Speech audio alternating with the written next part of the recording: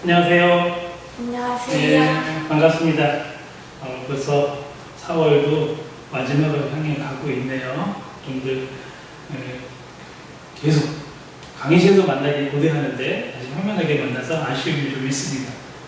누가 분명히 그러더라고요. 강의실에서 만날 때는 어쩌다 만나는데 화면에서 만나니까 여러 번 보다 보니까 매일 만나는 것 같다고. 여러분 다 그런가요? 그렇지는 않을 거예요. 매일 보기 쉽지 않을 거예요. 그래도 일단 그런 마음으로 꾸준히 볼 수 있으면 좋습니다. 오늘은 여러분들 지난 시간까지는 교과서에 대한 거였고요. 오늘은 교수학습 방법에 대한 겁니다. 여기 제목에도 나오는데 이거에 대해서 한번 천천히 알아보도록 할게요. 교수학습 방법은 오늘 우리가 교과 교육론 시간에는 이론 중심으로 공부를 해요. 이론 중심으로 공부하고 우리 교재에도 보면 과정안 같은 것이 쭉 나와 있는데 과정안을 깊이 다루진 않아요. 1시간 정도 다룰 수도 없고 그렇기 때문에 간단하게 소개를 하고 이걸 집중적으로 다루는 건 언제냐, 교과서를 만들다 보면 조금 다르게 되고 조금 더 심도 있게 나가는 것이 3학년 2학기 때 의사소통 교육론이라고 있어요. 의사소통 교육론 시간에 실제 수업을 실현해보고 과정안을 작성해보고 그 과정안을 가지고 수업 시연을 해보고 하는 거에서 좀 더 깊이 나가게 되고요. 또 4학년 1학기에 가면 융합교수학습 방법이라는 게 있습니다. 실습 나가기 하는 학기거든요. 그때 좀 더 집중적으로 다루는 게 됩니다. 이때는 이번에 나왔던 것들, 교수학습 모형 수십 가지가 나오는데 이 수십 가지를 다시 만나게 됩니다. 그래서 오늘은 오늘과 내일 강의에서는 여러분들이 이런 제목의 강의들이 있고 이걸 통해서 수업 모형이 있다라는 걸 정도 알면 되겠습니다.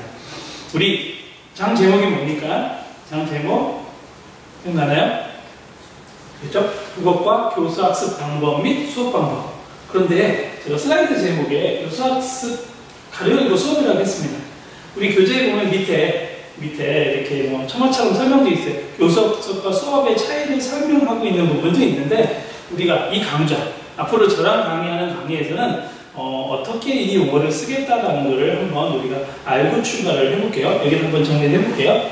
헷갈릴 것 같아서 우리가 교수학습 가운데 점을 찍어줘야 좋습니다. 여기에는 우리 슬라이드에는 가운데 점 찍기가 힘들어서 안 찍었는데 교수학습, 교수와 학습이 이루어지고 교수법과 학습법으로 이루어진 게 교수학습이라고 합니다. 이와 거의 비슷한 말로 어떤 말도 쓰냐면 수업이라는 말도 써요. 우리 교재에서는 약간의 미묘한 차이가 있다고 했는데 실제로 우리가 교육 현장에서 이 차이를 거의 쓰진 않습니다. 그래서 어떻게 보면 교수학습과 수업은 거의 같은 의미로 씁니다. 그러니까 우리 교재 제목이 교수학습 방법 및 수업 방법인데 그냥 현지에서 교수학습 방법 또는 수업 방법이라고 해도 됩니다. 우리가 대학에서의 수업하는 것은 강의라고 하는데 강의도 그냥 수업을 받는다고 합니다. 그냥 수업, 우리가 가르침과 배움이 일어나는 것이 있기 때문에 가르침과 배움이 교수학습이잖아요. 같은 용어로 같이 쓰고 앞으로 제가 교수학습 방법이다 또는 수업 방법이다 내가 쓴 프린트라든지 여기에 쓴 것도 혼재해서 쓰일 거예요. 그냥 같은 의미로 거의 동일하다는 개념으로 여러분들 이해해주고 출발해주면 되겠습니다. 또 하나 우리가 같은 용어라고 해주고 출발해야 되는 게 있습니다. 이게 뭐예요? 교수학습 뭐라고 썼어요? 뒤에 이제 방법이라고 했죠? 방법. 어떻게 보면 영어로 메소드인데 교수학습 방법이라는 말을 쓰기도 하고 또는 우리 교수학습 모형이라는 말이 앞으로도 쓰이거든요. 교육학, 정통 교육학을 한 사람은 교수학습 방법과 교수학습 모형은 뭔가 좀 의미가 차이가 있다.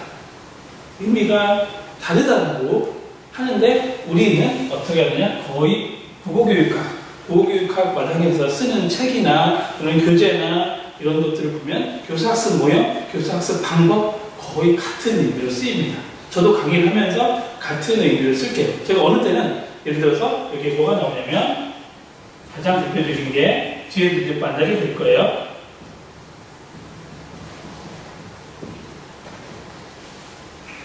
직접 교수 모형이라는 게 있습니다. 모형. 우리가 영어로는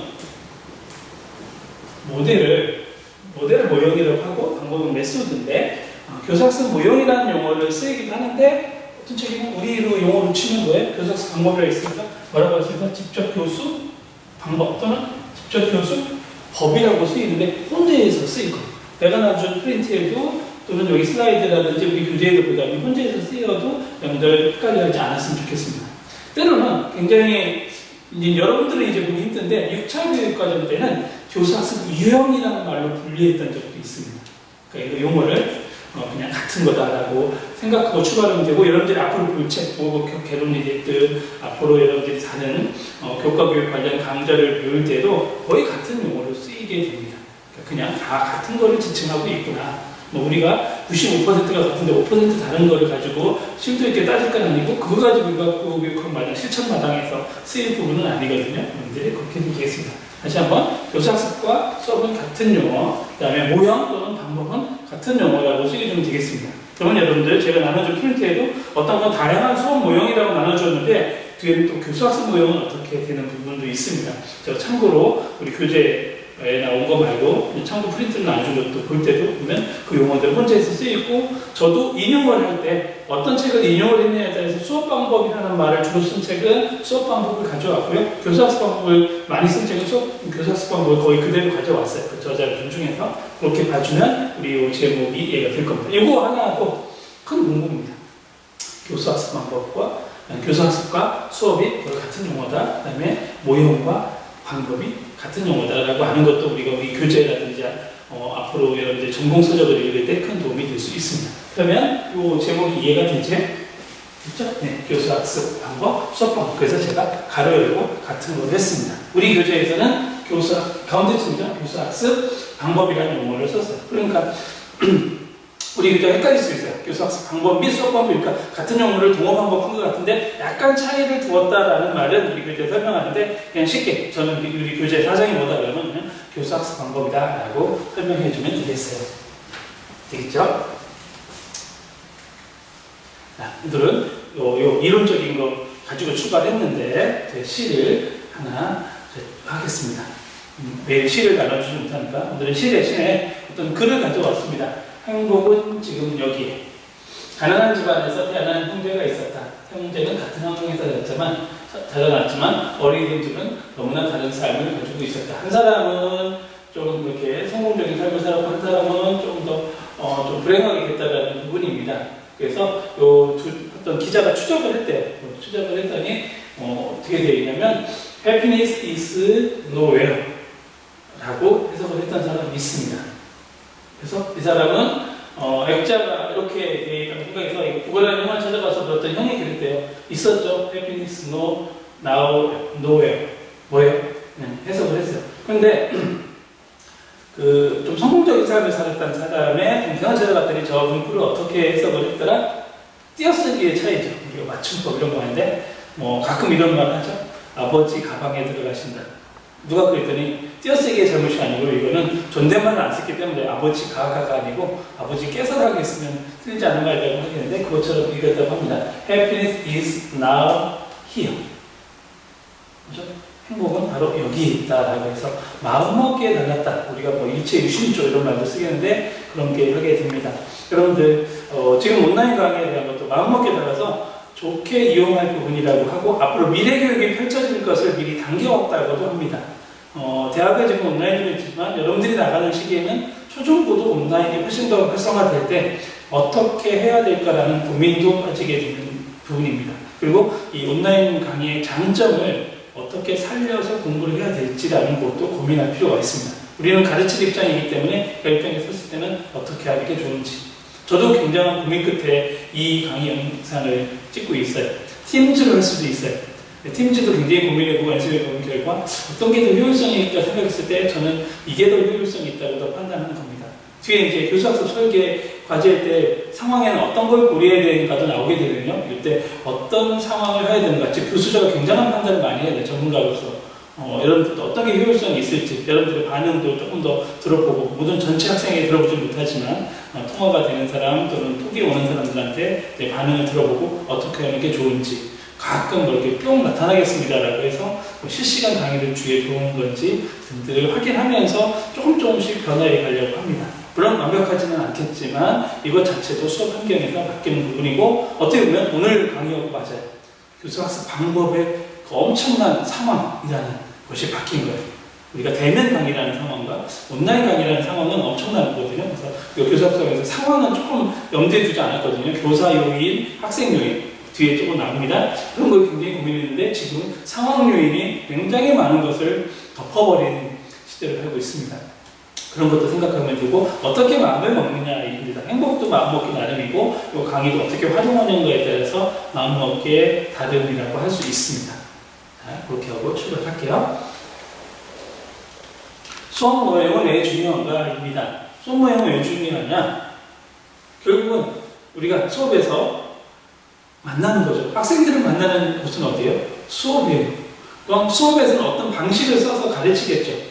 그냥 너 알아서 해. 지금부터 자습이다 라고 해서 한 45분을 그대로 놔둔다면 어떤 방법이 안 쓰니까 고민이 덜 되겠지만 그렇게 하는 선생님들은 거의 안 계시죠. 물론 시험 때나 이럴 때는 어쩌다 있는 경우 있죠. 그렇다면 어떤 방식을 써서 가르칠 거예요. 그러면 우리가 교과서는 어떤 게 중요한 거죠? 교과서는 교수자와 학생들이 만든 매개체였어요. 그런데 이 매개체가 활용되는 공간은 교실이라는 공간이고 교실이라는 공간에서는 수업이 이루어집니다. 수업이 이루어지게 되죠. 그럼 수업이 이루어진다라는 얘기는 서로 실질적으로 만나서 이루어지는 거고 사람과 사람의 의사소통이 이루어지는 장면이에요. 그러니까 그때 어떤 수업 방법을 쓸까? 어떤 모형을 쓸까에 따라서 중요하기 때문에 모형인 거죠. 내가 A라는 모형을 쓴다는 건 A라는 방식으로 가르치겠고 학생들이 그렇게 만나겠다는 뜻이에요. 그리고 학생들이 그런 배움을 주겠다는 뜻입니다. 앞으로 조금 더 깊이 들어간다면 어떤 모형을 선택하는가에 따라서 여러분들의 수업 철학 또는 교육 철학이 담겨 있다고 볼 수도 있어요. 그걸 우리가 교사학습 모형 얘기하면서 조금은 더 드러날 겁니다. 여러분들이 어떤 교육 심리와 어떤 학생들에 대해서 학생들은 어떤 관점에서 바라보는지가 수업 모형에도 드러나 있습니다. 그렇기 때문에 이 수업 모형은 굉장히 그 교사의 어떤 교육 철학을 설명해주는 방식이기도 합니다.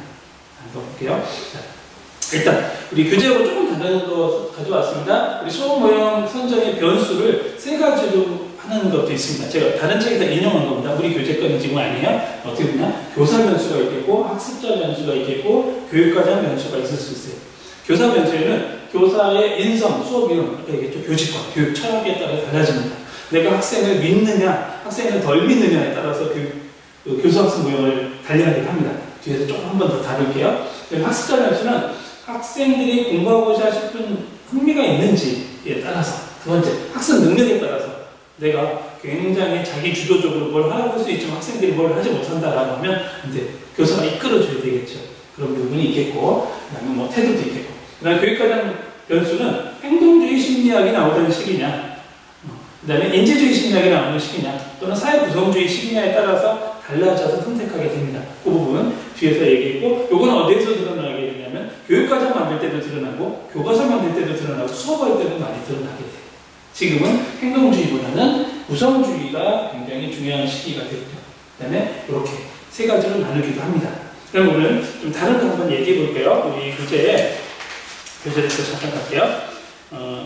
교재에 보면 국어과 교수학습 모형과 절차는 어떠한가라는 부분이 있습니다.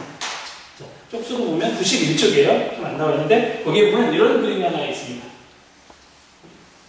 이런 그림. 자, 이런 그림. 뭐죠? 자, 교수학습 모형 변형식 구성 요인입니다. 이거랑 비슷한데 우리 교재에서 다르게 설명하고 있어요. 그게 뭐가 있냐면 맨 위에 뭐가 나와요?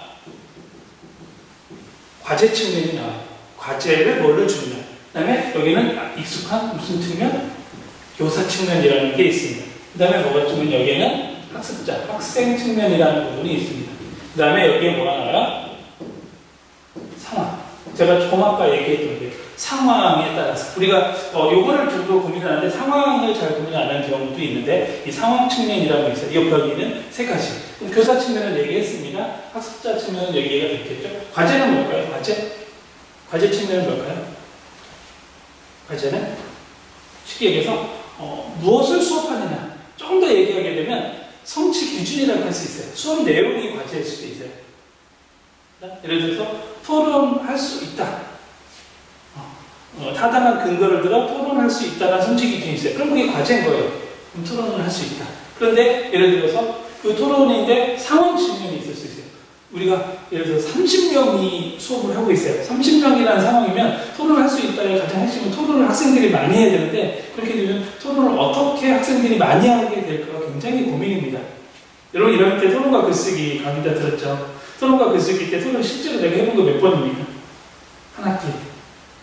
대학은 2번 정도 될 겁니다. 쉽지 않아요. 근데 토론이라는 게 딱 2번에서 늦느냐? 그거 아니다. 토론은 훨씬 더 많이 해야 된다. 근데 여러분들은 토론과 글쓰기는 그래도 강의 시간이 많은 겁니다. 2학점으로 쳤다면 총 30시간 중입니다. 그렇죠? 여러분 30명 정도에? 그런데 초중고에 가면 지금 그 3학년 1학기의 토론에 대한 교과서를 보면 토론 몇 차씩 정도 배정되어 있냐면 토론 성취 기준이 천재 교과서를 하나 듣게 천재 박영목 쌤이 친 교과서에 6차씩만 구성되어 있어요. 6차씩 동안 토론에 대해서 배우고 토론을 해보는 시간입니다. 그러면 우리 한 30명의 학생이 있다라고 하면 몇 번을 할 수 있을까요? 여러분 구조로 보면 여러분들 토론과 글쓰기에서 약 30시간 동안 2번 해봤습니다. 물리적으로 대하면 한 번도 제대로 힘들죠. 그럼 그런 상황이면 어떻게 해야 될까라는 고민도 있어야 되는 거죠. 이런 부분, 상황이 굉장히 중요하게 됐습니다. 지금 상황. 가끔 대면이 좋지만, 어쩌면 대면을 못하는 상황에서는 수업 방식이 굉장히 많이 깨어집니다. 여러분들한테 좋을지 슬플지 모르겠는데, 혜택은 수시평가가 많이 없어진 거예요, 방식에서.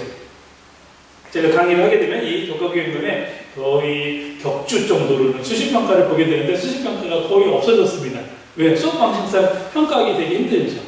또 하나, 여러분들 요약해서 내라겠는데, 요약하게 되게 되면 제가 종이에 여러분들 출력해서 내면 그거를 다 써서 코멘트를 줘서 이런 걸 좀 고쳤으면 좋다고 피드백을 해주는데, 지금은 온라인이기 때문에 피드백이 좀 힘들어서 여러분들이 대면하게 되면 하나 정도 대표적으로 해주겠다. 그것도 수업 방식이 달라진 면이에요. 또한 저는 지금 강의식으로 주로 하죠. 온라인이니까. 네, 제가 온라인보다는 어느 쪽이 되면 또 토익 토론이라고 해서 여러분들이 질의응답 했던 거를 확인하는 과정이 있는데, 그거가 거의 힘들어졌어요. 제가 교사님들은 그런 걸 하고 싶어요. 수업 기술을 많이 넣어서 하고 싶어요. 근데 그거를 잘 못하게 되죠. 그 어떤 요인 때문이냐? 지금 우리가 수업이라고 치면 상황 요인이 지금 작동하는 거예요. 온라인상에서는 어떻게 했냐? 거의 약간 일방성이 굉장히 강하죠. 쌍방성은 굉장히 힘들죠. 팀즈를 쓰면 쌍방성은 좀 있긴 하지만, 팀즈에는 지금 이 필기라든지 이런 것들을 구체적으로 보여주기 힘들고, 여러분들 얼굴도 다 볼 수가 없고. 그래서 어느 학교에서는, 초중고에서는 줌이라는 상황을 가지고 있습니다. 근데 줌은 지금 문제가 많이 또 되고 있어요. 보안성이 문제가 돼서 갑자기 엉뚱한 영상이라든지 거기에 끼어들어 엉뚱한 사람이 들을 수 있다는 문제가 있어서 지금 또 외국 같은 경우는 줌을 쓰지 말자는 쪽으로 가는 데도 있습니다. 뭐 줌은 영상을 많이 볼 수 있지만, 또 하나 강의를 하면서 댓글을 확인할 수 있다고 하면 적어도 어떻게 되냐면 노트북이라든지 장치를 2개 갖다 놓고, 하나는 강의용, 하나는 댓글 작성용이 있으면 좀 더 좋습니다. 거의 유튜버, 실시간 유튜버 역할을 할 수 있는데 그렇지 않죠. 어제 제가 아시는 선생님이 불만이 좀 있더라고요. 그게 뭐였냐면 서울에 있는 용산초등학교에서 실시간 강의가 어떻게 잘 이루어지는 예시를 보여준 신문 기사가 크게 났다는 거예요. 또 그게 왜 불만이냐 했더니, 그거는 굉장히 잘 갖춰진 학교에서 굉장히 모범적인 사례를 보여주게 된다는 거예요. 근데 자기가 있는 학교에는 쉽게 얘기해서 웹캠도 없대요. 웹캠도 이제 막 구입하게 되는, 노트북도 제대로 성능이 잘 들어가지 않고, 그런 게 실시간이라는 게 거의 힘든 상황이죠. 그러다 보니까 학부모들이 A 학교에서는 그렇게, 예를 들면 용산초등학교 같은 경우는 굉장히 잘하는데 우리 학교는 왜 잘 못하냐는 불만이 생길 수 있다는 상황이, 여기는 굉장히 잘 갖춰서 잘할 수 있는 상황이 있는 곳이 있고, 그렇지 않은 상황이 있거든요. 그것도 상황이에요. 교실 환경도 상황입니다. 내가 굉장히 많은 빔 프로젝트를 보여주고 싶지만 빔 프로젝트가 작게 될 수도 있고요. 그리고 또 이것도 상황입니다. 온라인 강의도 제가 강의하게 되면 2곳을 주로 쓰거든요. 여기와 520호와 503호를 쓰게 되는데, 지금 520호에서 주로 찍는 이유는 이 화면이 훨씬 더 지금처럼 이렇게 작동시킬 수 있어요. 이런 것들 작동시킬 수 있어요. 지금 상황이 그래도 변화 있게 보여줄 수 있습니다.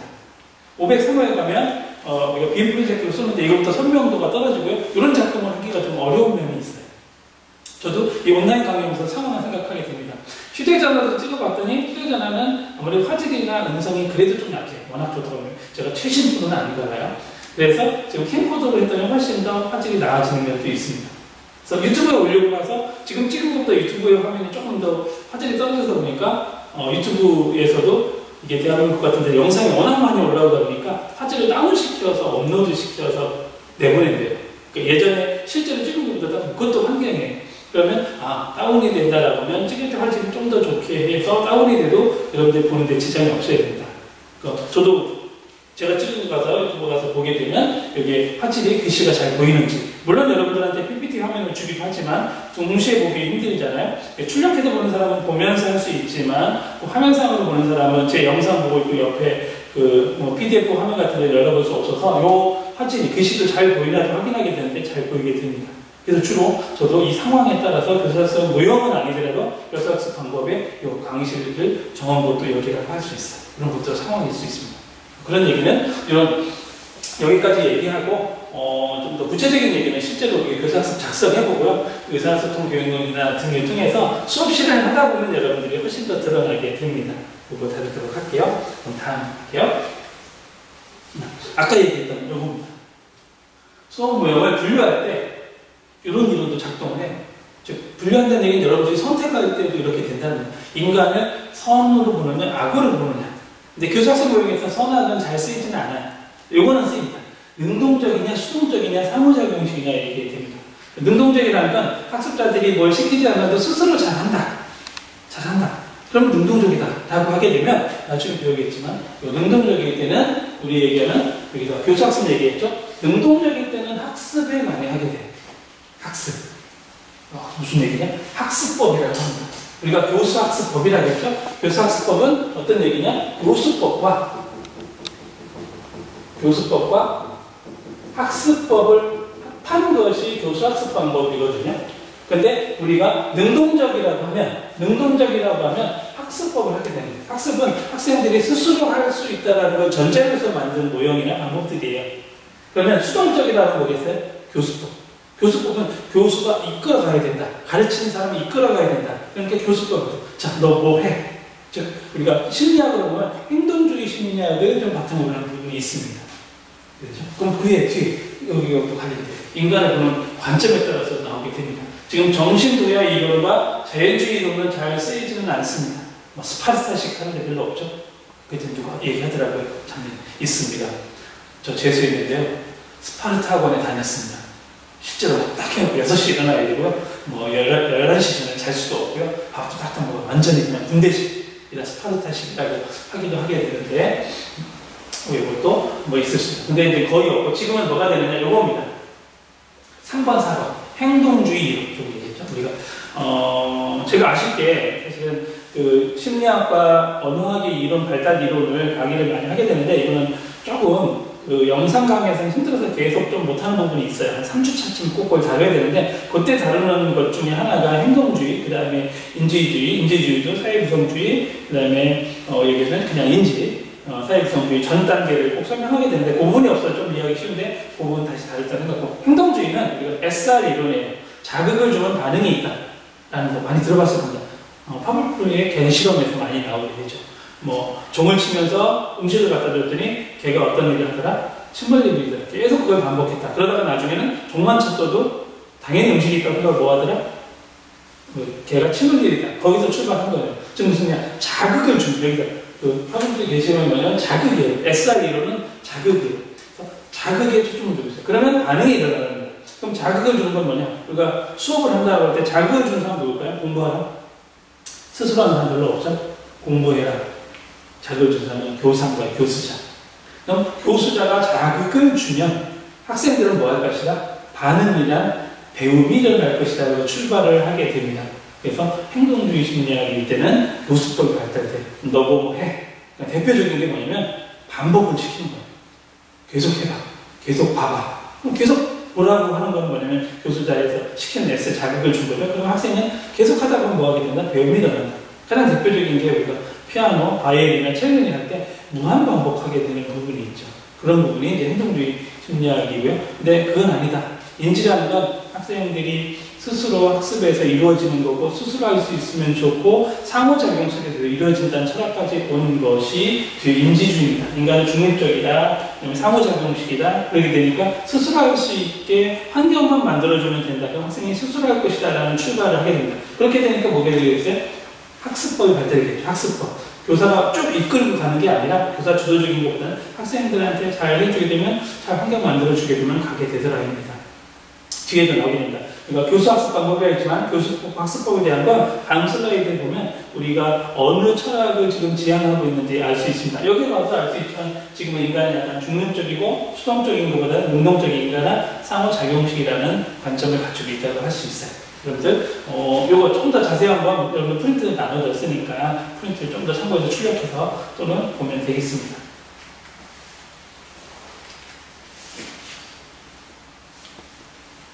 자, 요거 아마 처음 들어본 사람도 있을 수 있습니다.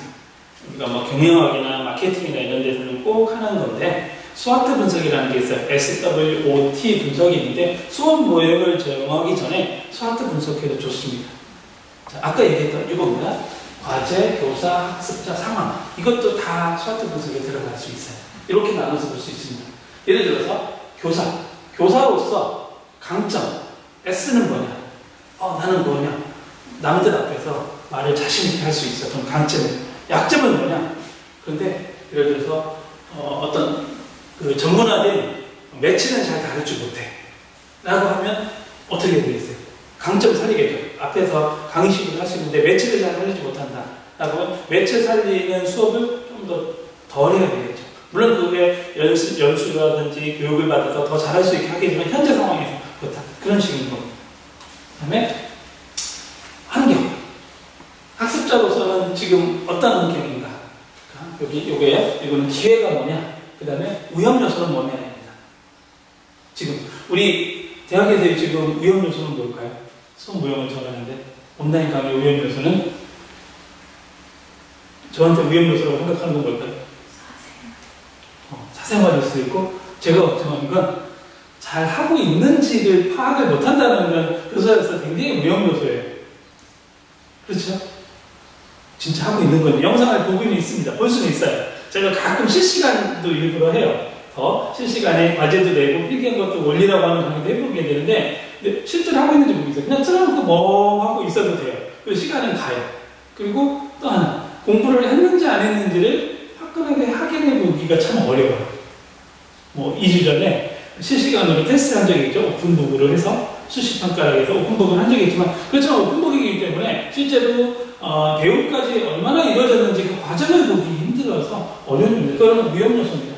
우리가 생각하는 환경의 기회는 뭘까요? 지금 기회는 무한반복을 할 수 있다는 거 그러겠죠. 온라인 강의 지금 영상을 유튜브에 올렸기 때문에 여러분들 무한반복 할 수 있습니다. 팀즈로서 하게 되면 강의를 녹화할 수도 있지만 녹화하지 않는 한 다시 볼 수는 없거든요. 지나가요. 우리가 대면 강의도 특별하지 않으면 그냥 쑥 지나가요.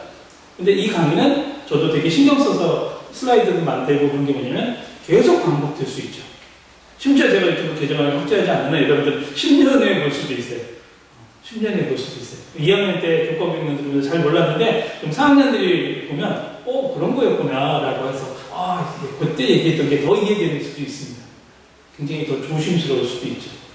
그래서 청바지도 잘 입고 오는데 이거 강의 찍을 때는 그때 청바지 입으면 10년 후에 남아있을 수도 있어. 누가 얘기해서 가능하면 그래도 청바지 입진 않고 근데 강의 때는 그래서 어떻게 보면 비할 수도 있습니다. 저도 좀 더 준비하게 되고 나중에 볼 때도 제가 여러분들이 도움이 되는 거를 해야 되겠다라는 영상 강의를 찍게 되는 부분입니다. 그렇기 때문에 이런 스와트라든지 아까 얘기했던 부분 같은 경우는 지금 여기 제가 모건대학교에 와서 강의할 때 잘 얘기 다루지 않던 부분인데도 지금 2학년 때 다루는 부분도 있습니다. 여러분들한테 조금 더 도움이 되는 부분은 뭐가 될까라고 고민하다 보니다. 스와트 분석을 해보면 훨씬 더 좋습니다. 강점을 살려야 되겠죠? 그 다음에 약점, 위험 요소는 조금 더 낮춰야 되거나 보완해야 되는 수업 모형으로 갈 수도 있습니다. 실제로 어떤 분은 온라인이 굉장히 어렵다는 분도 있어요. 온라인에서 말하고 그렇게 힘들고 또는 왜 힘드냐? 아무도 학생도 없는데 반응도 없는 카메라 앞에서 얘기해야 되고 되게 힘든 일입니다. 근데 우리는 적응해야 돼. 나중에 임용시험을 볼 사람들은 임용시험을 수업 시련이 학생들 앞에서 하는 게 아니거든요. 심사위원 앞에서 거의 원맨쇼처럼 해야 되는 부분에 저처럼 이렇게 해야 되는 부분이 있어서 잘 적응해야 된다라고 하는 부분도 있습니다. 자, 스와트 분석이라는 것까지 다뤘고요. 이제 모형에 대한 몇 가지만 소개하고 이제 오늘은 잠깐 쉬도록 할게요. 자, 일반적인 모형이 있습니다. 우리 모형 중에 가장 대표적인 건 일반적인 모형. 우리 교재에 없습니다. 우리 교재에는 국가에 특화된 모형, 특별한 것만, 과정한 것 이렇게 실려 있는데, 근데 실제로 쓰이는 건 이거예요. 그 오른쪽에 이런 국어과 교수학습 과정안이라고 쓰여 있는데, 임용시험 볼 때는 과정이라는 말 안 쓰고 그냥 지도안이라고 작성이라고 하거든요. 그래서 지도안, 과정안 같은 말을 쓰기도 합니다. 근데 우리 교재에는 지도안 대신에 과정안을 쓰는 것이 더 좋다라고 했지만, 현장이나 임용시험 안에서는 지도안이라는 말 쓰기 때문에 혼재해서 저도 쓰게 되는데, 우리 교재에는 과정이라는 말이 있어서 저는 과정안이라는 말을 더 많이 쓸게요. 이게 과정안이 맞느냐, 또는 지도안이 맞느냐에 대한 얘기는 나중에 다른 강의에서 좀 더 만날 수도 있을 겁니다. 이때 모형에서도 이게 임용시험 볼 때도 이런 식으로 나오게 되는데, 이때 모형도 가장 일반적인, 지금도 도입, 전개, 정리라는 부분을 가장 많이 쓰고 있습니다. 수업 시련에서도.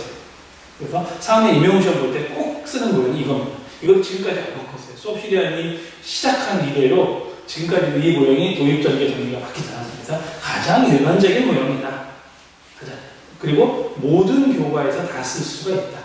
그리고 내가 어떤 모형 쓸지 잘 모르겠다. 아까 여기서 이런 거 썼지만 어떤 모형 쓸지 잘 모르겠다. 그러면 그냥 일반적인 모형 쓰면 됩니다. 그렇죠? 하나의 모형으로 보기 어렵다는 견해가 있다는 얘기를 썼습니다. 읽어보면 되겠고, 도입, 전개, 정리, 요거에 대한 거 저랑 만날지 모르겠지만 의사소통 교육을 하게 되면 조금 더 깊이 있게 이 모형 속에 다른 모형을 넣는다든지 이런 거는 다루게 됩니다. 두 번째, 좀 오래됐는데 캐디 모형이라고 있어요. 캐디 모형. 캐디는 한국교육개발원의 줄임말이에요. 한국교육과정평가원은 지금 여러분 익숙한데 한국교육과정평가원이 없던 시기, 지금 한국교육과정평가원이 20년 조금 넘었거든요. 그렇기 때문에 그전 78년에는 우리나라 교육을 총괄하고 교과서를 만들고 교육과정을 만들던 곳이 캐디에서 한국교육개발원이었습니다. 그래서 캐디에서 수업 모형을 만들었어요. 대한민국식의 맞는 모형을 만들자 해서 5단계를 썼습니다. 계획, 진단, 지도, 발전, 평가. 이렇게 했습니다. 굉장히 중요하고 한 20년 정도 굉장히 잘 쓰였습니다. 이 얘기 때문에 저보고 올드 버전이라고 하는데, 제가 학교 다닐 때는 이 모형을 엄청 외워갖고 무조건 시험에 나왔고 이 모형으로 수업하는 게 거의 대표적이었어요. 그렇다고 제가 70년대에 나왔다는 건 아닙니다. 70년대에 만들어서 제가 학부 때까지도 굉장히 중요하던 시기, 그리고 제가 교사가 되던 시기 때도 초반에는 이걸 썼습니다. 제가 언제 교사가 됐냐고요? 그것까지는 비밀? 맞춰보세요. 잘 모르겠죠? 88 올림픽 이후 6년 후에 교사가 첫 발을 들였습니다. 그때까지도 많이 써요. 20년을 썼습니다. 어떻게 해왔냐? 계지나 지발 평가 좀 해달라. 그렇게 했었어요. 앞자 따서. 계획, 진이니까 진단, 그 다음에 지발. 제발을 좀 약간 사투리처럼 쓰죠. 지도, 그다음에 발전, 평가. 계지나 지발 평가 좀 해달라고 배웠던 식으로 지금도 저도 아니죠. 그렇게 배웠던 거. 저 고등학교 때 이과였는데 그렇죠? 수구수분 백금, 미준합 수구수분 백금 이런 식으로 화학기호, 그렇죠? 원소기호 외우는 약자기호 있죠? 그런 것처럼 외웠던 기억이 납니다. 근데 여러분들한테 그냥 이런 것이 있다라고만 봐두고 지금은 우리가 수업 모형 이런 거 다룰 때 얘를 만날 일은 거의 없을 거예요. 거의 그 역사적 유물처럼 됐습니다. 그래서 한 50년 됐으니까 근데 이런 것들이 있었다라고 해주면 됩니다. 브루노의 발견학습 모형이 있어요. 발견학습 모형. 자, 발견학습 모형. 원래 브루노의 발견학습 모형은 문제 발견, 가설 설정, 가설 검정, 일반화였습니다. 자, 요 4단계 쉬었는데 교육부에서 요 4단계를 5단계로 바꾼 적도 있습니다. 96년이었습니다. 저도 열심히 외웠어요. 교사 되던 초임교사, 첫 학교에서 이거 발표되고 난 뒤에 발견학습 모형이 굉장히 중요하다고 해서 외웠던 기억이 납니다. 근데 외우지 못했어요. 딱 봐도 아까 계지나 지발 평가 좀 해달라. 5단계 내용이 쉬운데 얘는 왜 힘드냐? 일단 모형 앞에 단계가 굉장히 길어요. 뭐요? 탐색 및 문제 파악 단계, 자료 제시 및 관찰 탐색 단계, 자료 추가 제시 및 관찰 탐색 단계, 규칙성 발견 및 개념 정리 단계, 적용 및 응용 단계. 얼마나 힘들어요? 외워서 본다라고. 물론 외워서 뭐 기말고사에 내겠다 이런 데 외우겠죠. 그렇죠. 여기 심지어 외국학자는 7단계를 7단계는 용어는 쉽긴 합니다. 왜 잘 안 꺼졌느냐? 일단 교사학습 모형은 좀 더 쉬워야 돼요. 접근하기 쉬워야 돼요. 이렇게 어려우면 접근하기 힘들다는 게 제가 교사 시절에 체험을 통해서 알게 됐습니다. 여기 밑에도 썼지만 7단계, 5단계 중에 좀 복잡하면 실제 수업 현장에서 적용하기 굉장히 힘듭니다. 그래서 좀 더 간단하게 만드는 거, 틀만 잡는 거, 틀만 잡아서 제시하는 거, 이런 쪽 단계와 틀이 나오는 것을 모형이라고 하죠. 그래서 교사학습 모형을 제시합니다. 특히 뒤에도 나오지만 국어과는 유난히도 4단계를 좋아해요. 지금 4단계, 지금 브루너의 발견학습처럼 영어를 굉장히 4단계를 많이 제시하게 됩니다. 근데 그 4단계라는 게 위험할 수 있어요. 4단계가 아닌 것도 외국에서 만들어진 것도 4단계로 제시하는 경우가 있습니다. 되게 직접교수법인데 뒤에서 한번 슬라이드가 따로 있으니까 설명을 하도록 할게요. 어쨌든 이 단계도 적용하기 좋으려면 쉬워야 된다는 거. 도구가 너무 힘들다는 거. 우리가 요리 만들기에 레시피 같은 경우 있죠. 레시피가 굉장히 복잡하면 적용하기 힘들어요. 굉장히 간단하면 잘 적용하기가 똑같은 것 같습니다. 우리가 수업 모형도 좀 더 접근하기 쉽다고 생각하면 교사가 많이 쓸 수 있는데 복잡하고 어렵다라면 잘 접근하지 않는 경우가 있습니다. 여기 오늘 분량이 많아서 그 슬라이드를 두 개로 나눴는데 한번 볼게요. 그러니까 7차 때부터 왜 7차부터 가져왔느냐? 우리가 지금 2015 개정교육과정이죠. 2015 전에는 뭡니까? 2009 전은 2007 여기도 나오죠. 그 다음에 그 전에 7차입니다. 7차까지는 전면 개정이라고 해서 완전히 다 총론과 강론을 완전히 바꾸던 시기 다음에 2007부터는 수시 개정이라고 해서 연도를 붙이기 시작했어요. 그러면 2007, 2009, 2015는 그 근간을 아직도 어디에 두고 있냐면 7차에 두고 있는 것도 꽤 많이 있습니다. 그러니까 7차 때부터 조금씩 수시 개정해온 거예요. 완전히 바꾼 게 아니라 리빌딩한 게 아니라 약간의 리모델링 개념이 좀 있습니다. 그래서 근간은 뼈대는 그대로 7차에 있기 때문에 7차 때 우리 지금 교사학습 모형을 배우고 있는데 교사학습 모형 또는 교사학습 방법이라는 모형 배우고 있는데 이것도 7차에서 엄청나게 많이 바뀌지는 않아서 7차부터 가져왔습니다. 자, 아까 잠깐 얘기했죠? 7차 유형 때는 어떤 말을 쓰게 됐다? 유형이라는 말도 썼었다라고 했죠. 자, 7차 지나면서 유형. 자, 모형입니다. 직접교수법 어떻게 돼요? 바뀜이 없어요. 문제계약습 유형, 모형, 그냥 우리 위 용어로 쓸게요. 2020은 뺐지만, 직접교수 모형, 문제계약습 모형, 반응학습 모형, 그 다음에 역할수행학습 모형, 창의성 개발학습 모형, 그 다음에 가치탐구 모형, 전문가협동학습 모형, 지식탐구 모형, 손학습 모형. 프린트, 여러분들 프린트 봐도 됩니다. 딱 특징. 두 개로 나눌 수 있어요. 이거 두 개. 다시. 직접교수 모형, 문제계약습 모형, 반응 중심 학습 모형, 역할수행학습 모형, 창의성 개발 모형, 그 다음에 가치탐구 학습 모형, 전문가협동 학습 모형, 지식탐구 모형, 손학습 모형. 이거는 지금도 쓰이고 있고 우리 교재, 우리 국어교육이 2에도 이 부분이 대부분 다 나오게 됩니다.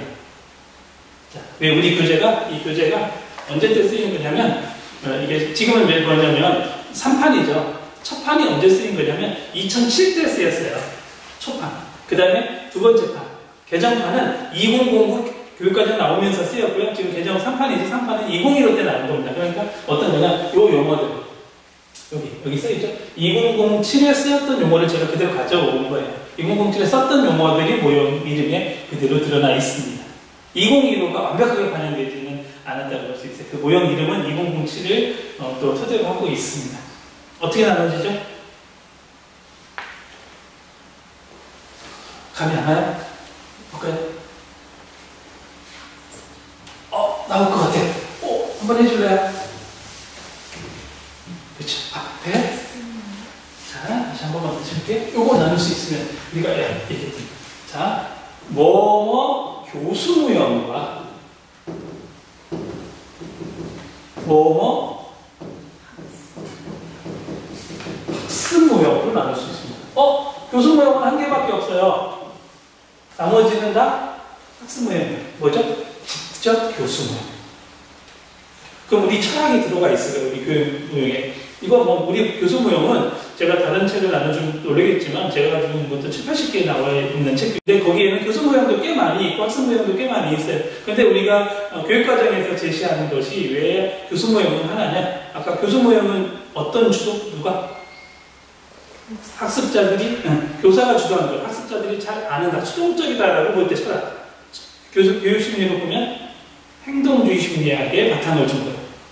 그런데 지금은 학습 모형이 대부분実施했다는 거는 어떤 철학이 들어가는 우리 교육과정에 학생들은 능동적으로 상호작용을 스스로 할 수 있다. 그리고 학습은 교사 주도보다는 누가 가져야 된다? 학생들이 스스로 할 수 있다는 철학이 반영되어 있다고 볼 수 있습니다. 그래서 이 이름에도 이렇게 나와 있는 걸 볼 수 있습니다. 그렇죠? 거기까지만 철학을 알려줄게요. 조금 더. 자, 여기까지는 변화가 별로 없어요. 이 부분에 대한 건 이제 조금 이따 다음 슬라이드로 다루니까. 그 다음에 반응학습 모형. 이게 뭐냐면, 처음에 반응 중심 학습 모형이 만들어졌을 때는 저렇게 단계가 있었어요. 반응의 형성, 반응 명료화, 반응의 심화, 반응의 일반화였어요.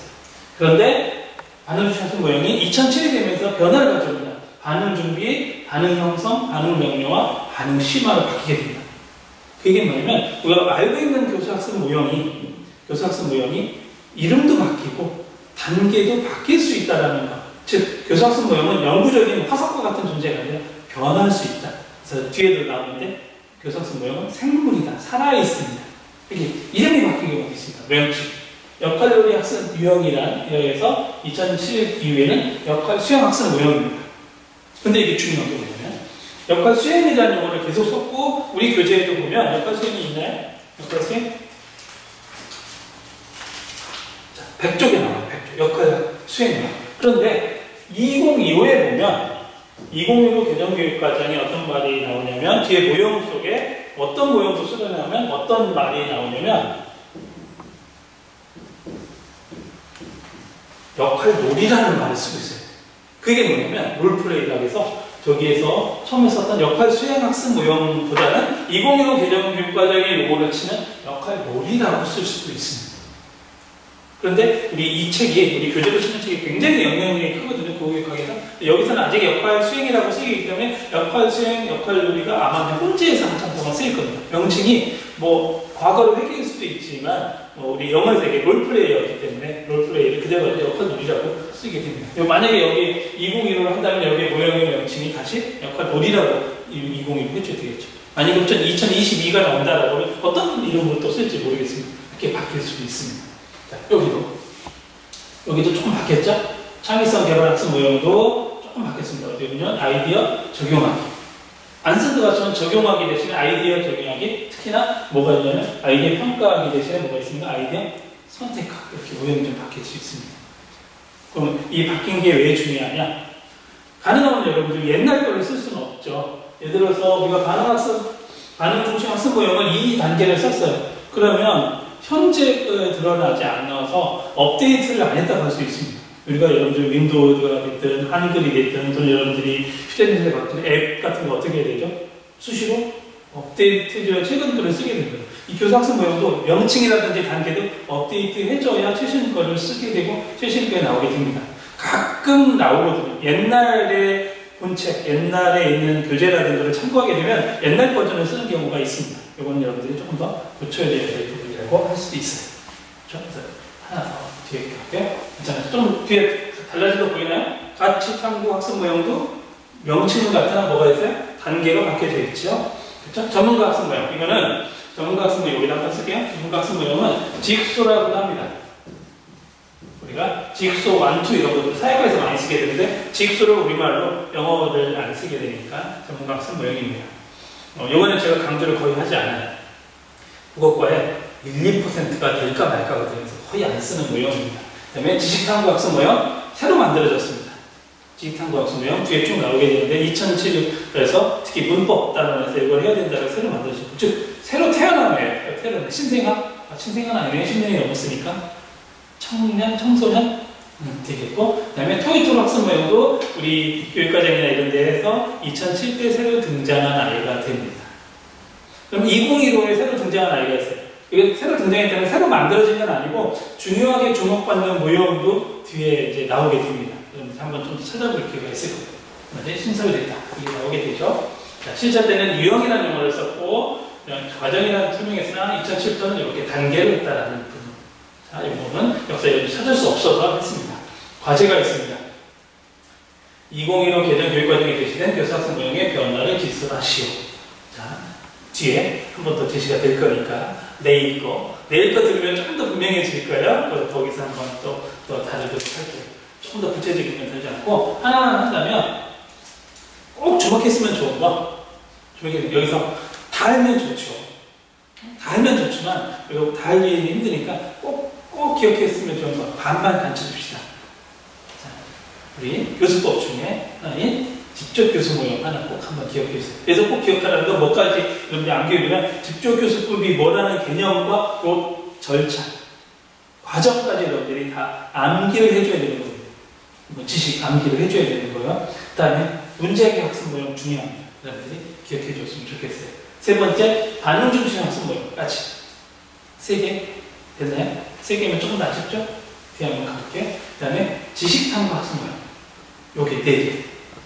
해주고, 뒤에 이제 2021 새로 나온 거 한두 개 더 얘기할게요.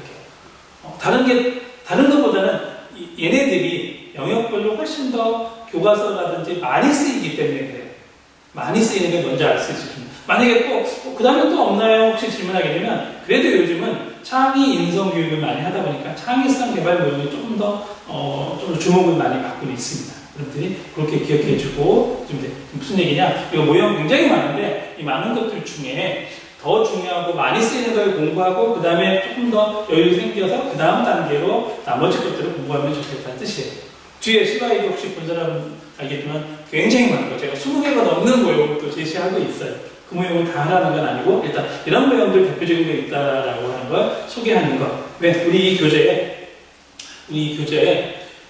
모든 게 제시가 안 돼 있어서 우리 교재가 아닌 다른 책에서도 중요하다는 걸 제시한 부분이 있습니다. 직접 교수법. 제가 따로 설명 안 되죠? 직접 교수법과 문제해결 학습법만 조금 더 설명할게요. 직접 교수는 다이렉트 티칭 메소드에서 가져왔습니다. 우리나라 교육과정은 6차 때 처음 들어왔어요. 미국에서 있었던 것을 6차 때 가져왔습니다. 6차 때부터는 지금부터 개근하다시피 해서 거의 빠지지 않고 나오는 모양입니다. 직접 교수법의 장점은 직접 교수 하나하나 알려주는 거예요. 그 다음에 내가 이렇게 해볼 테니까, 시범을 보일 테니까 그대로 따라해봐 라는 개념이에요. 거기서 출발했습니다. 그 다음에 학습 활동을 되게 구조화시켰다는 부분입니다. 근데 우리가 주목할 건 이 부분이에요. 여기 여러분들 프린트에 있죠? 원래 직접교수법의 대표적인 거는 어떻게 나오냐면 안내, 예시, 시범, 교사 보조 활동, 학생 독립 활동으로 그냥 일반적으로 미국에서 많이 알려져 있어요. 자, 아까 애호라고 했는데 혹시 외웠나요? 직접교수법 단계? 아직 빨리 넘어가서 외우지 못했다고요? 그리고 외운 사람 있을 테니까 한번 해볼까요? 자, 첫 번째, 예, 설명하기. 잘 모르겠어요? 그게 좀 좋아. 아는 사람들인데 다시 가줄게요. 자, 다시 설명하기, 시범 보이기, 질문하기, 활동하기. 오, 좋아요. 활동하기까지 나왔습니다. 요 4단계가 대표적이고 6차 때부터 쓰여서 우리가 2015까지도 요 단계를 우리 보호과 교육에서 쓰고 있어요. 대한민국에서는. 그런데 오늘 알지만 원래는 뭐였더라? 이렇게 나눴더라. 이걸 왜 하느냐? 여러분들이 그 외국 서적이라든지 이 직접교수법은 영어과에서 미국에서 들어왔기 때문에 영어과 교육에서도 다르거든요. 다이렉트 티칭 메소드는 영어 교육 전공하는 사람과 만나서 얘기할 수 있어요. 그렇게 되면 우리가 설명하기, 시범 보이기, 뭐 질문하기, 활동하기 그러면 뭐야? 뭐 그럴 수 있어요. 근데 이렇게 되면 알 수 있어요. 안내, 예시, 시범, 교사 보조 활동, 학생 독립 활동 이렇게 되는 부분이면 영어과랑 통용될 수 있는 부분도 있습니다. 즉 무슨 얘기냐? 우리가 똑같은 직접 교수법이라는 용어를 쓰지만 각과 교육은 다른 전공인 사람들을 만났을 때는 그 절차는 달리 할 수 있다. 즉 무슨 얘기냐? 국어과에서는 왜 그렇게 만들었느냐? 우리 박용목 선생님이 직접 교수법을 들여온 분에서 제일 먼저 실은 분인데 우리 국내 사정에 맞췄으면 좋겠다라고 해서 용어를 좀 바꿨다고 해요. 선생님한테 직접 들은 얘기입니다. 그래서 그냥 설명하기, 시범 보이기 하면 좋겠다. 그 다음에 우리나라는 5단계 너무 길다. 아까 얘기했죠? 4단계 정도면 좋겠다고 해서 4단계를 많이 만들고 할 수 있습니다. 그게 하나 특징이 있어요. 여기 얘도 몇 개의 단계입니까? 절차가 4. 얘도 문제하기, 해결 방법 찾기, 해결하기, 일반하기 4. 얘도 준비하기, 형성하기, 명료하기, 그다음 실무하기 4. 자, 여기도 4.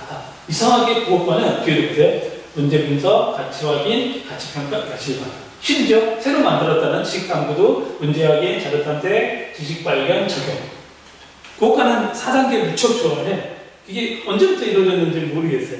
저는 모두 그렇지는 않습니다. 그렇죠? 일단 일반적으로 사람은 많이 있습니다. 그래서 이것도 집적기술도 그런 개념에서 알아주시면 되겠습니다. 이거 꼭 기억 한번 하시면 좋겠어요. 그래서 이렇게 나누었다. 집적기술과는 좀 차이가 있더라. 여러분들이 다른 서적 또는 다른 참고 문헌을 볼 때 집적기술법이 다를 수 있다는 것, 즉 살아 움직이고 변화시킬 수 있다는 것. 누가 변화시키느냐? 이거는 모형을 만들거나 학자들이 좀 더 적응에 맞춰서 어떻게 보면 얘기했죠. 상황이라든지 학습자라든지 모든 것을 고민을 해서 이렇게 하는 게 좋겠다라고 사회적 합의를 이루어주죠. 하나만 더 볼게요. 문제해결 학습법. 문제해결 학습법은 이 책을 되게 제가 추천하는 책 중에 하나인데 여러분들이 혹시 이제 카메라 검색해내서 사고 기능의 교육이라고 합니다. 브랜스포드가 쓴 책인데요. 브랜스포드는 뭐냐면 스키마 할 때 혹시 국어교육 입문 시간에 스키마 굉장히 많이 다뤘을 겁니다.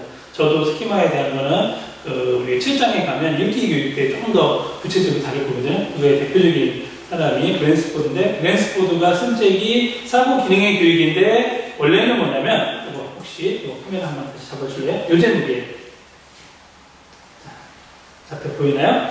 자, The Ideal Problem Solver. 이상적인 문제 해결자라는 책을 사고 기능의 교육으로 제목을 좀 바꿔서 그런데 문제 해결 학습 모형에 대해서 조금 더 구체적으로 다루고 어떻게 문제 해결할까 하는 것 중에 하나입니다. 문제 해결 학습 모형의 대표적인 건 뭐냐면 문제가 뭔지를 파악하라는 문제 인식과 확인이 강조가 되어 있습니다. 그냥 차이점만 볼게요. 자, 요겁니다. 그래서 이상적이라고 했죠. 여기에 아이디어. 이 아이디어는 이상적이라는 말을 쓰기도 하면서 요 5단계에 대한 하나의 약자처럼 하나씩 따온 겁니다. identify. 문제를 발견하고 확인한다는 거. 그 다음에 defining. 문제를 정의하고 표상한다는 거. 그 다음에 exploring. 문제를 탐색한다는 거. 그 다음에 acting. 문제를 적용하고 looking. 문제를 되돌아보기니까 평가해본다는 5단계입니다. 그래서 외국에서는 그래서 문제 해결 학습법을, 학습 모형을 이 5단계로 설명하는 경우가 꽤 많이 있습니다. 물론 외국도 5단계도 있고 다른 책도 있습니다. 하지만 이게 아까 얘기했던 이 책이 굉장히 유명하다 보니 이 책을 많이 따라서 하게 됩니다. 그런데 우리 아까 문제 해결 학습법 뭐였습니까? 다시 보면 뭐였죠?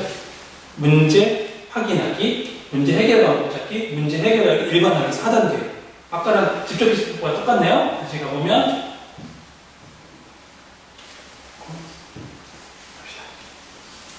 5단계로 차이가 있죠. 얘도 우리가 들어올 때 문제 해결 학습법을 국어과 받아야 되는 사람은 아까 얘기했죠. 문제 확인하기, 문제 해결 방법 찾기, 문제 해결하기, 일반화하기로 다뤘다는 거죠. 근데 여기서 이렇게 되어 있습니다. 이렇게 되어 있죠. 그러면 우리가 문제 해결 학습법은 국어과만 있는 건 아니에요. 여기 있었지만 사회과도 있고 수학과에서도 많이 쓰게 됩니다. 근데 사회과나 수학과, 우리 수학교육과 있잖아요. 수학교육과 학생들과 얘기는 문제 해결 학습법을 써서 할 거야 라고 했을 때 수학과는 어떻게 쓸 확률이 많냐면 이렇게 쓴다는 거죠. 문제 이해, 문제 해결 방법, 해결 전략 탐색, 결과 예상, 추론, 문제 해결.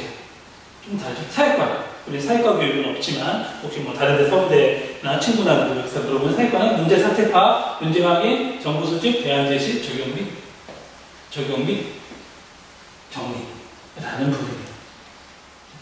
무슨 얘기예요? 똑같은 문제 해결 학습법이라는 이름은 쓰지만 과정 절차는 달리할 수 있다. 학과마다 좀 더 다를 수 있다라는 거. 이거 아는 것만으로 클 수 있습니다.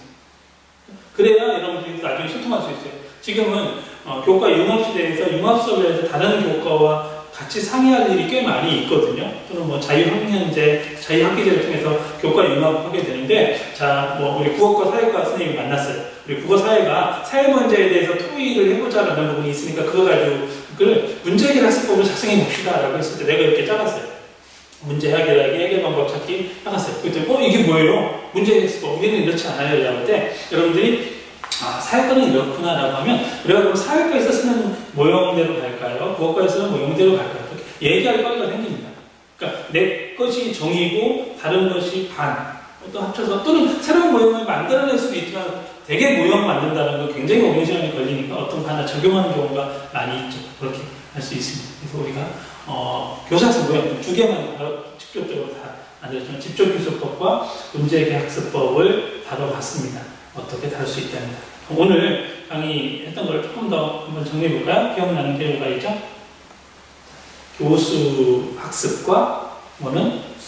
수업은 비슷하다. 이쪽에 썼던 거 한번 가볼게요. 그 다음에 우리가 쓰는 거 교수 학습 방법이라는 말도 썼고 저도 강의 중에 방법, 모형 이렇게 혼재해 있었죠. 방법과 모형은 거의 같은 용어로 쓰인다는 거 전제하고 출발했습니다. 또 우리가 교수 학습하기 위해서 피는 거는 뭐다? 인간을 어떻게 보는 거에 따라서 능동적이냐 수동적이냐 그다음 심리학이 행동주의 심리학이냐 인지주의 심리학이냐에 따라서 보는 게 다르다. 그래서 우리 교육과정을 짤 때 어떤 게 중요하더라? 교수자, 학습자뿐만 아니라 무엇도 있더라? 교육과정 변수라는 것도 우리 그 슬라이드를 통해서 배웠고 여기에서 마름모로 쳤던 거 보면 뭐가 있었죠? 중요하게 생각했던 게 과제의 의미 있었고 밑에 상황이 중요하다는 얘기했습니다. 다시 한번 기억하면 좋겠고 그리고 나서 우리 교육학습 모형의 변화를 좀 살펴봤어요. 자, 이 7차부터 살펴봤는데 뭐가 바뀌더라? 명칭도 바뀔 수 있다. 과정도 바뀔 수 있다. 그 다음에 새로 태어나기도 한다. 라는 부분을 다루었습니다. 그 중에 특징 하나 잡아냈었죠. 뭐가 많더라? 교수법보다는 학습법이 대부분이다. 또 중요한 사항이고요. 그 다음에 그것과의 특징 하나 잡아냈죠. 단계를 유난히 거기 제시한 건 다 몇 단계더라? 4단계를 제시했더라. 그게 뭐 하나의 특징일 수 있죠. 그 다음에 우리 정리하겠습니다. 집중교수법과 문제학습법을 통해서 뭐 할 수 있더라? 변할 수 있다. 변형돼서 우리나라로 수입했다. 집중교수법은 5단계였는데 어떻게 가져왔다? 4단계로 가져왔다라는 거. 단계? 다시 한번 기억하면 좋아요? 다시 한번 이거 남기해달라 했으니까 한번 할까요? 자, 이제는 자신 있죠? 설명하기. 좋습니다. 질문하기. 한 사람 목소리만 들리는 것 같아요. 학생 최고 모범생인가요? 네. 칭찬합니다. 그렇죠? 그 다음에 우리 문제학의 학습법 같습니다. 문제학의 학습법은 문제를 인식하는 것이 되게 중요하다. 그래서 실제로 우리 문제학의 학습법은 아이디얼이라고 했죠? 여기 나오는데 아이디얼에 우리 교육과정에서 이 두 개를 합쳤어요. 문제 발견과 확인, 문제 정의하기 표상을 문제 확인하기로 합쳤다고 보면 돼요. 그래서 우리 지금 이것도 4단계 해본 적은 없는데 한번 해봅시다. 이거는 워낙 중요한 거고 아까 우리가 모형 중에 대표적인 것 중에 꼭 기억하면 좋은 거라고 했죠? 문제 확인하기 해결 방법 찾기 좋아요. 해결 방법 찾기 해결하기 그 다음에 일반화하기 가끔 이렇게 외우는 사람이 있어요. 익스플로링 해가지고 문제 확인하기, 문제 탐색하기 그 다음에 문제 해결하기, 일반화하기 라고 하는 사람 괜찮습니다. 국어과에서 쓰는 용어는 아니지만 익스플로링이 문제 해결 방법 찾기가 탐색하는 거예요. 어떤 사람은 이렇게 하는 사람 일반화하기 너무 어려워요. 그 다음에 적용하기 그런 용어를 쓰는 교과도 있으니까 적용이라는 개념을 가지면 좋습니다. 여기서 되돌아본다, 평가라는 거니까 그렇게 되면 좋습니다. 뒤에도 나오겠지만 이렇게 해서 모형에 대한 부분을 쭉 이렇게 공부를 많이 전반적인 개념을 가지고 우리 교재를 보면 알 수 있습니다. 근데 우리 교재에 나와 있는 과정안까지는 과정안 세세한 것까지는 우리가 이번 교과 교육 시간에서는 거기까지는 조금 공부 안 해도 되고 이렇게 큰 개념 잡아가면 좋겠습니다. 우리가 내일 만나는 시간에는 교수학습 모형 굉장히 많은 걸 일면에서 쭉 보여주는 형태로 할게요. 우리 교재에 나온 것도 있지만 교재가 아닌 것들도 나와 있으니까 잘 해주면 좋겠습니다. 자, 그러면 우리 다음 시간에 만나도록 할게요.